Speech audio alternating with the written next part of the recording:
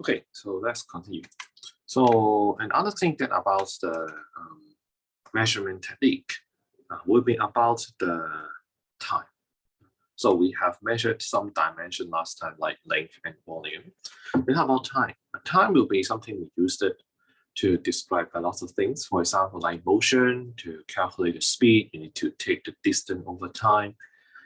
Distance can be calculated, can be measured by a ruler, while time has to be measured by some timer, for example.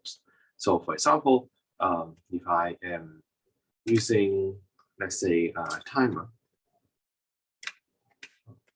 then it will be used to measure the time. And to talk about time, let me briefly talk about there may be a certain unit of time that are available. For example, the time can be in seconds, can be in minutes, or can be in hours. But you can see that in the future, we will basically take second as the unit, which is called the SI unit. You can think about it's a choice we make in science because it would turn out that if we stick to the same SI unit, then how to say?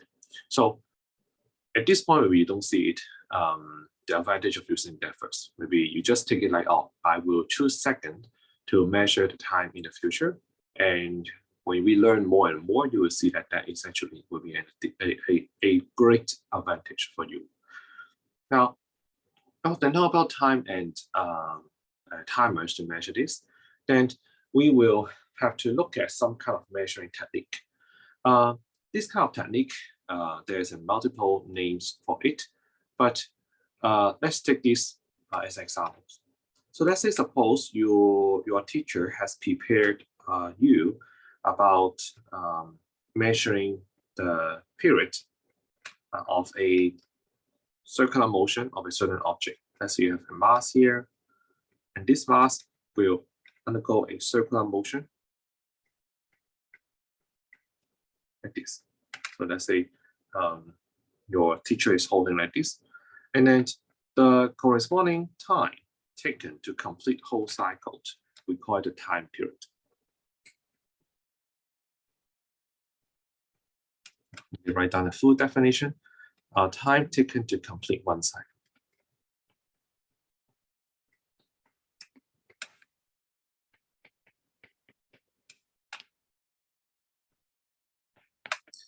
Then let me show you two ways to measure this. One would be someone use a timer with his or her own hand to start and stop the timer. Then the first method, let's say case one, we use the timer to measure one cycle. It's actually very straightforward because the time period is the time taken to complete one cycle. So therefore, I just measure one cycle. Then maybe because the circular motion is actually happening at a quite high speed here, then maybe your data will be called like, oh, take 1.25 seconds to complete that. So maybe you kind of like, suppose I start from the bottom, I make a line there, and then when the object passes through this line, first I start the stopwatch, and then when it passes through this line again, I stop the stopwatch, then I get one values. Well, however, this way of measuring the time period is not accurate. Why? It is because although the timer may tell you the value of 1.25 seconds, but you need to be aware that you actually have reaction time error. We are not robots or computers that when we try to like press the button on the timer, it actually has a certain reaction time. It may take you like 0.2 seconds.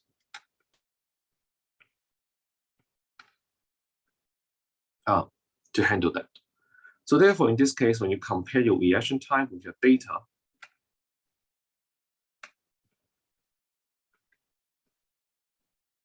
of your measurements.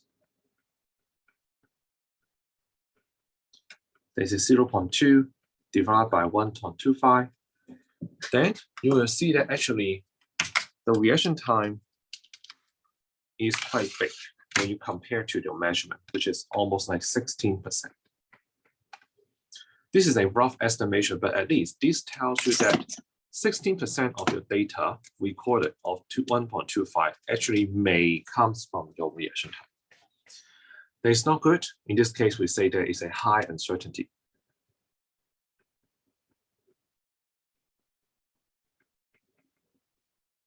Well, then what can we do? Well, basically you can see reaction time, we can't change it. Maybe you are a very good athlete, or you have been professionally trained, then maybe you kind of can change the reaction time a bit. But most of you, or most of us, are not professional. We are just normal human beings. Then if we are really stick to the use of our hand to control the timer, there's basically no way to improve this reaction time by a lot. Then what can we do? Well, we can change the other one. You can't change A, you can change B. To change this guy. So that means we need to change the measurement of the data. Well, for case one, we use the timer to measure only the time taken to complete one cycle. Then maybe instead of doing so, we use the timer to measure the time taken for, let's say, 10 cycles.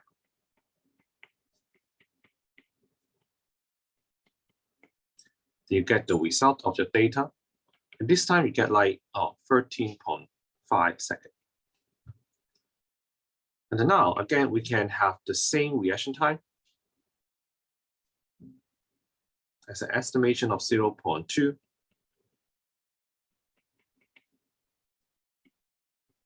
seconds.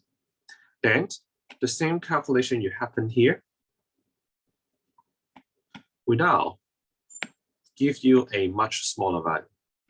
0.2 is your reaction time, and the data you recorded is 13.5. And now you only have like 1.5% be the contribution to the uncertainty because of your reaction time. So therefore, you have a low uncertainty in this case. So therefore, its case 2 would be a much better way to measure things, especially when you can actually have a chance to measure a multiples copies. So for example, you are having like a circular motion, you can have a choice to measure it more than one cycles. Then this will be more accurate. Then at the end, of course, when you report only the time period for one cycle. So you need to divide it by 10. So for 10 cycle is 13.5. You take it for 10 cycle, then you can report your time as 1.35. And this will set to be more accurate values, because in this value, only 1.5% is uncertain due to your reaction time. We can have on some other example. For example, I can have, let's say, I do not jump into the quantitative one, but you can think about, let's say, I have some very thin glass plates. For example, those you use in the biology lab, that you put it on, when you use the microscope, you need so very thin glass plates. Then you may want to measure the thickness. And we'll talk about like, what kind of apparatus do we use? We don't have time to mention this, but let me tell you later. So I want to measure the thickness of this. So want to measure. Then what do we do? Well, in this case, we will, if you are given more than one glass plate, then what you can do is just stack them together.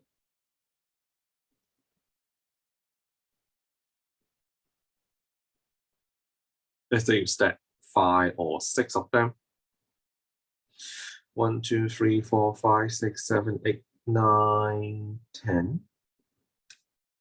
They can actually measure 10 stacks of it, 10 copies.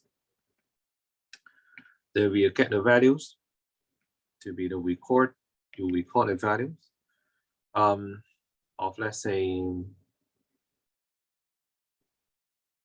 say 11 millimeter. Then that means you can report your value. That means for each thickness.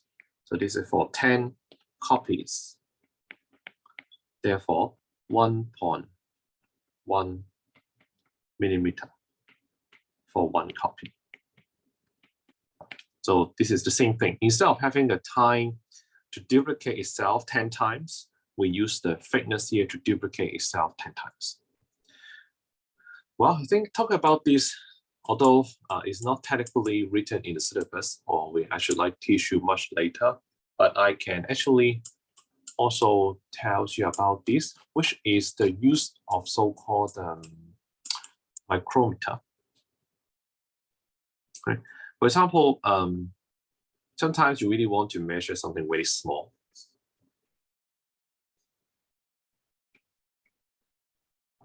What's a micrometer? Micrometer basically, let me think how to draw it, is that you have a, I think next I talk about micrometer in class. That's much easier. Don't have a micrometer in your hand, it's very difficult to really teach you. But learn this in class. Micrometer to be discussed in class.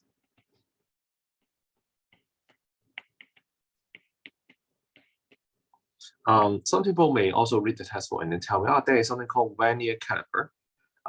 If we have time, also we should do it together. But just as a reminder, if you are taking the IGCSE examination, the vernier caliper is not in the syllabus, unless you're taking O level. Okay, so let's continue a little bit further, which is we want to introduce a concept of scalar and vector. So after this, we finish everything about measurement. We talk about physical quantities now. So of course, we're in physics, so therefore, we will learn a lot of physical quantities.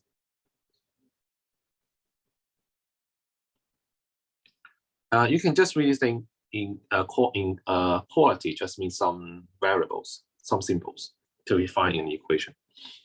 And it turns out that there are 2 types of physical quantities. So in the sea of physical quantities, you can divide it into 2 categories. Scalar. Scalar will be a quantities that with magnitude only.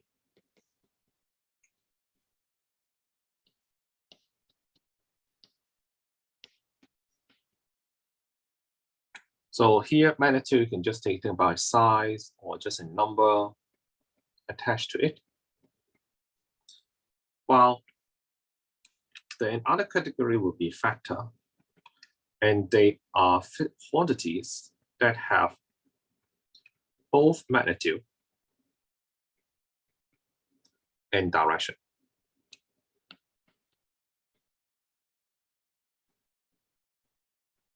The direction we mean here is the physical direction up, down, right, left. That means you can really use your finger to point to.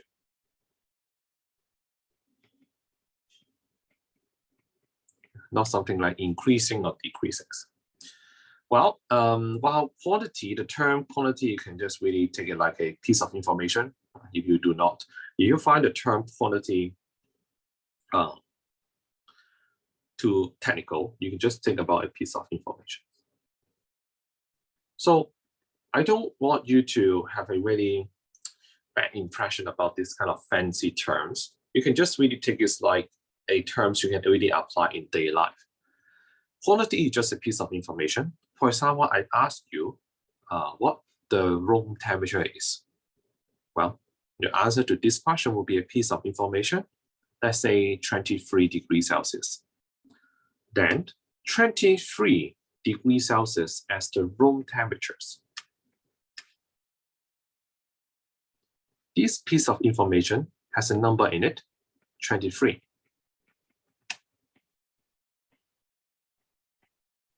But is there any direction in it? When you say 23 degrees Celsius, you need to point up, down, right, left? You do not. So therefore, basically, room temperature will be an example of a scalar. And then another example, let's say the number of family members you have. Well, maybe you have father, mother, sister, and one brother. So therefore, including you, you have 5 family members. When you say this, do you need to point up, down, right, left? Do you need to say, oh, I have 5 family members upward, downward? No, we don't have to. So therefore, is it also just a quantity that has magnitude in it only? Well, a little bit tricky example would be time. You may say, I need, let's say, 2 hours to travel to my friend's house, for example. Well, then 2 hours is a number. Does this really have a time in it? Some student may have a time, time always increases, you cannot go back in time. So it has a direction in it, but that direction just tells you that the time can only increase but not decrease. The time only flow in one direction in the sense that you cannot go back in time. But that is not a physical direction that can be pointed out like up, down, right, left. Increasing, decreasing does not mean it has a direction. So time is also a scalar. Okay. So in the future, we will stick to this unit and then learn some examples of factors. And well, of course, you need to kind of accept that you have never need to do this kind of categorization. You don't need to say, oh, this is A is factor, B is scalar. You don't have to do that because everything you have learned in the past essentially are just scalar. They don't have direction. Maybe here I name one example that it will be a factor. For example, in the Hong Kong observatory, sometimes it tells you, oh, there's typhoon coming. And then the wind is actually flowing in a certain direction. The wind blow is, let's say, 20 meters per second to the east.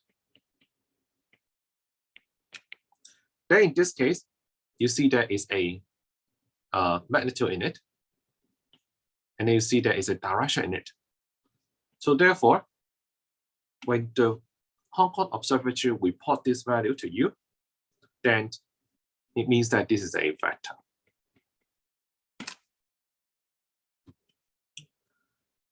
Okay. Or when you talk about like the motion with a direction in it, let's say, oh, I have a 10 meters per second as a ball rolling on a table, and this is rolling to the right-hand side. Then that means you're not just informed about the size, the magnitude of this motion, and also about the direction. So therefore here, that will be also an example of the factors. So please have an expectation that in the future, we will learn more examples on factors, but instead of just throwing you the name. Well, you look at the syllabus, you will see like force, weight, velocity, acceleration, momentum, these kind of things as the example of factors, but it's basically not particularly important because you don't know or do not know what they are yet. So just keep it like this. We will learn more examples of factors in futures. But before we end this 1.1, I want to include one piece of information, which is about the fact that when we deal with factor, it seems like actually scalar can be described very easily just using a number, because essentially scalar is just something that has a magnitude in it. Well, however, for factors, besides the magnitude, you also need to inform people about the direction. So therefore, when you try to represent scalar and vectors, the ways to represent it are very different. So for example, representing vector and scalar.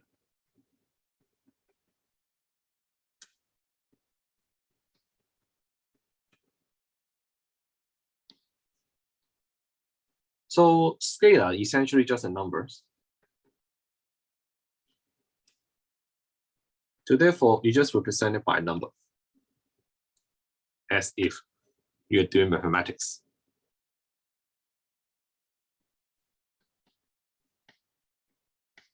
One dot one is equal to 2. They're just numbers, no direction. Well, however, when we are talking about a vector, you see that just using number itself is not enough because we need to specify with a direction.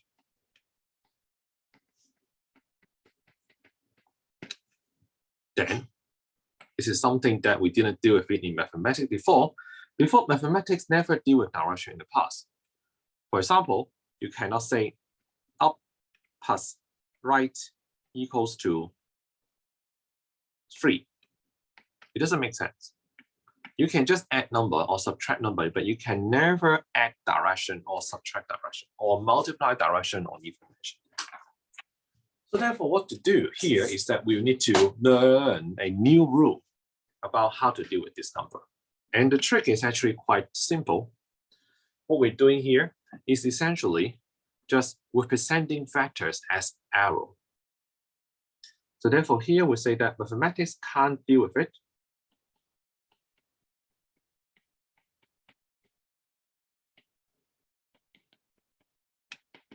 So therefore, we use another trick. As we try to represent the direction and number, why not just think about like as an arrows?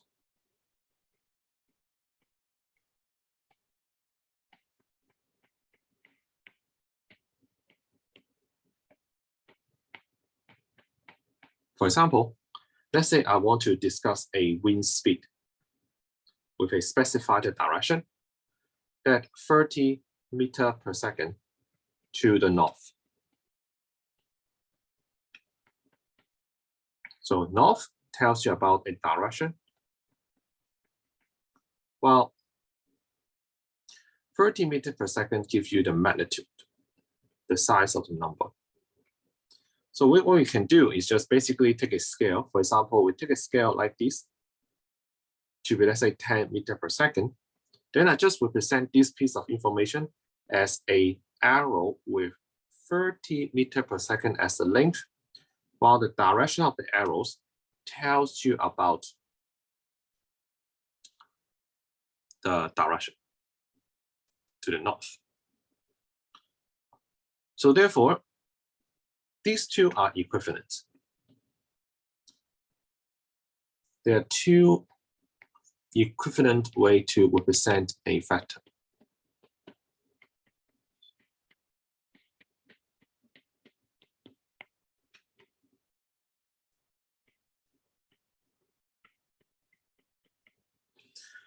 To name another example,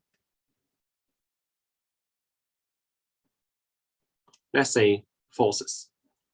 There is a force applied to it of, let's say, 4 Newton to the right. Then let's say I take a unit of this is, let's say, 2 Newton. Then you can represent this by an arrow like this. 4 Newton to the right, this is 4 Newton to the right. You can put down 4 Newton here for better communication. Okay. So therefore, instead of writing it down in terms like a sentence, we can actually represent it using an arrow, a diagram. And then once we put it in the diagram, then is it easier for us to calculate the resultant of two vectors. So let's see, resultant of two vectors. So here is what we need to do for about so-called head to tail method. So the thing is, let's say now I will present two factors. Let's say this is one factor, 2 Newton upward. And then there is another factor. Let me think about a better number. Let me make a 3. Let's see. Let's say I have a 3 Newton upward. I want to add this factor to a other factors, which is 4 Newton to the right. Now you see when I draw it, you make sure that the scale is correct. This is like 1 Newton, 1 Newton, 1 Newton. So in total 3 Newton. And then 1 Newton, 1 Newton, 1 Newton, 1 Newton. So in total 4 Newton. So need to be to the scale, up to scale. Or the scale is correct. It's like 1 unit on this paper is equals to 1 Newton. Then the problem is then how do we add that? What kind of rule is it? So in the past, if you just say, oh, if you just ignore the direction, the answer will be just 7, right? 4 plus 3 to be 7. If I ignore, but this is ignore the direction, but this is not correct. Because we need to pay attention to the fact that now they have direction. You cannot just forget about the fact that they are vector. The direction does matter. This one is to the right. Well, this one is upward. So therefore, we cannot just ignore them. Then what to do? Well, the solution is something called head to tail method.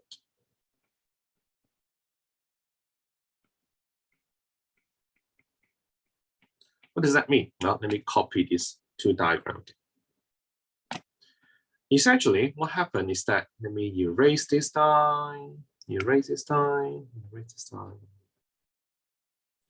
When you have two arrows, then you can identify the head and tail. It doesn't matter which one is head and which one is tail. You choose. I choose one head here. Let me choose head here, head, and I choose. Let me make this. Yes, tail. This is still tail. So it's tail here. So what I have to do here is just to connect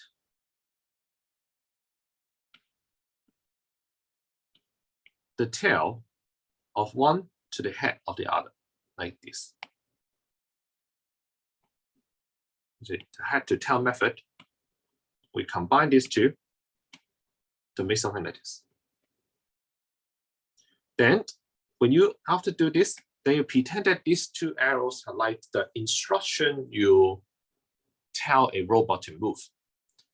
You first ask a robot to move from here to here, and then you ask the robot to move from this point to this point. So therefore, essentially, you just ask the robot to move from the initial position to the final position. And this color in red is called the resultant vector.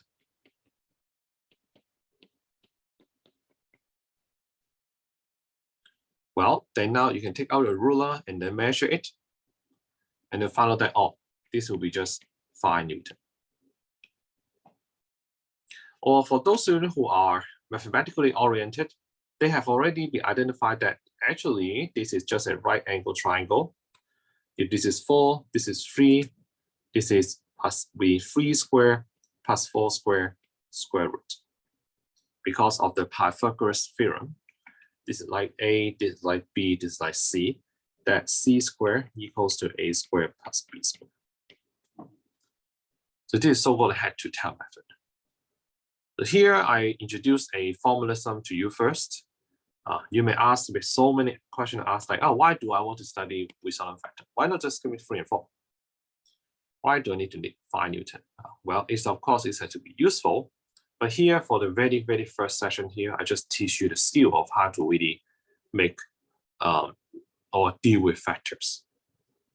So as a sum up of a factor, basically is that you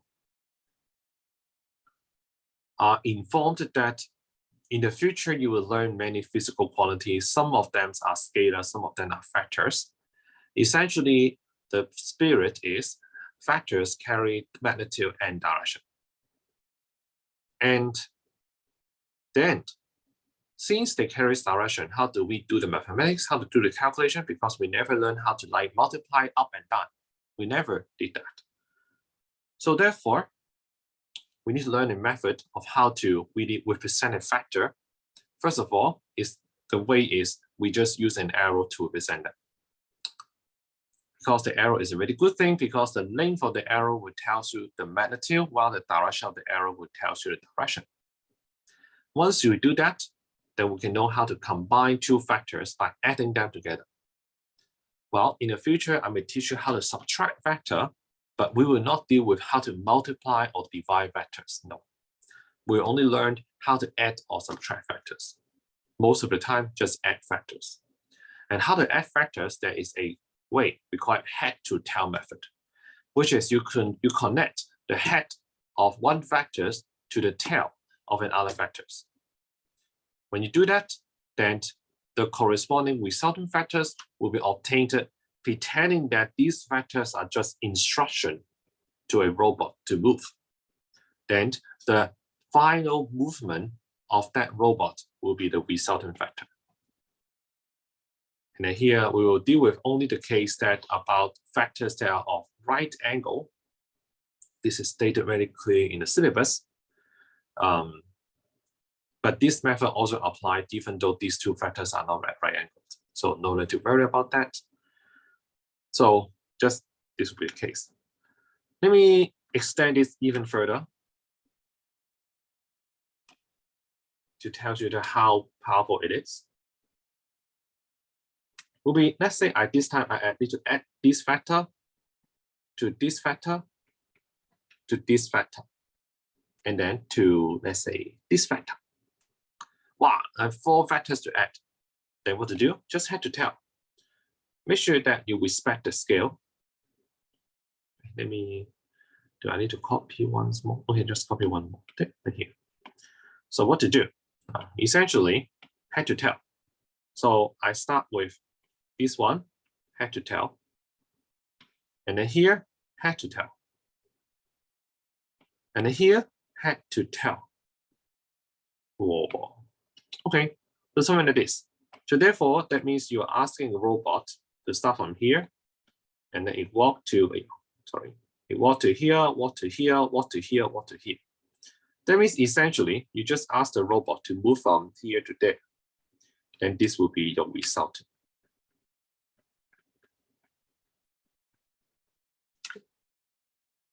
So this is what happened when you try to add these 4 vectors up together. Okay, good. So this one, we finished one for one already. You have time trying to do the exercise I uploaded. I think they are like some Google form question. You can go to the appropriate link. If you are my student, then you can go to do that. Okay, we finish here.